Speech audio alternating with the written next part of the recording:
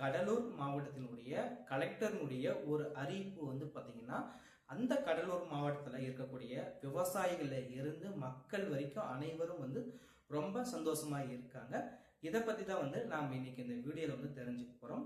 வாங்க நாம வீடியோக்குள்ள போகலாம். அதுக்கு முன்னாடி நீங்க இப்பதான் வந்து நம்ம மிஸ்டர் பிரதாப் ஸ்டுடியோ யூடியூப் சேனலுக்கு ஃபர்ஸ்ட் டைம் வரீங்கன்னா ஃபாலோ பண்ணாதவங்க ஃபாலோ பண்ணிக்கோங்க.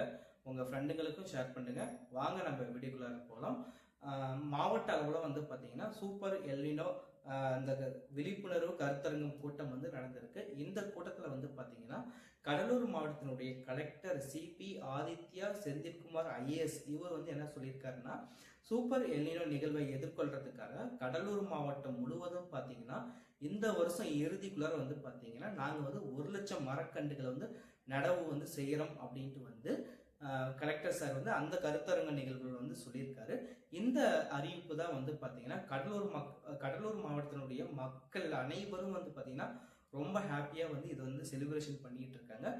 இந்த கடலூர் மாவட்டத்தினுடைய கலெக்டர் சிபி ஆதித்ய செல்வகுமார் ஐஏஎஸ் சாருடைய இந்த அறிவிப்பு பற்றி நீங்க என்ன நினைக்கிறீங்க அப்படிங்கிறத கமெண்ட் பாக்ஸ்ல வந்து தெரிவிங்க. நாளைக்கு நம்ம இன்னொரு சுவாரஸ்யமான வீடியோவோட வந்து பார்க்கலாம். Thank you so much friends.